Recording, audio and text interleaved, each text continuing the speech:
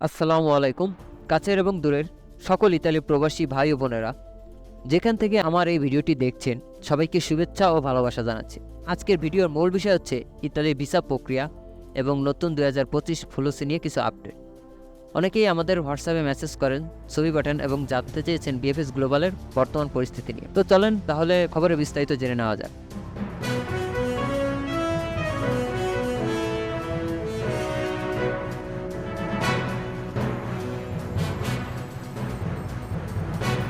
প্রথমে সুখবর দিয়ে শুরু করি। আলহামদুলিল্লাহ, অনেকেই তাদের বিএফএস গ্লোবালের মাধ্যমে ভিসার প্রক্রিয়া শুরু করেছেন এবং ইতিমধ্যে ভিসা পাওয়ার আশায় আছেন।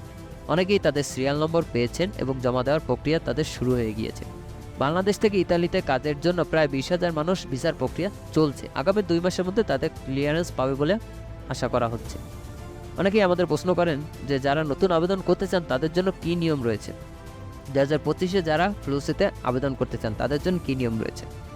18 বছরের বেশি বয়সী যে কোনো বাংলাদেশি নাগরিক ইতালির জন্য আবেদন করতে পারবেন। তবে একটা বিষয় মনে রাখতে হবে, ইতালি সরকার আবেদনগুলো খুবই যত্ন সহকারে যাচাই বাছাই করছে।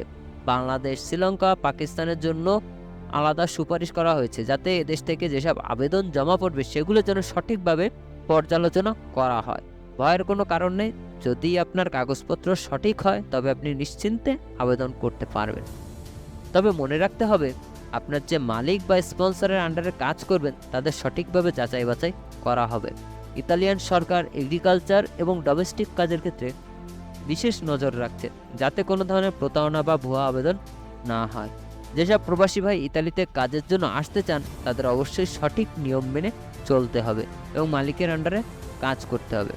সবশেষে একটি গুরুত্বপূর্ণ তথ্য, যেটা হলো ইতালিতে বাংলাদেশে প্রবাসীদের ভিসা প্রক্রিয়া অনেক সহজ হয়ে গিয়েছে এবং এটি সম্ভব হয়েছে ডক্টর মোহাম্মদ ইউনূসের মতো ব্যক্তিত্বদের সহায়তায়। তাদের প্রচেষ্টায় বিএফএস গ্লোবালে অনেক জটিলতা দূর হয়েছে। এছাড়া মালয়েশিয়া ও দুবাইয়ের মতো অন্যান্য দেশেও বাংলাদেশিরা সফলভাবে ভিসা পাচ্ছে এবং ইতালিতে প্রায় 40,500 জন প্রবাসী খুব শীঘ্রই তাদের ভিসা পেয়ে যাবেন বলে আশা করা হচ্ছে।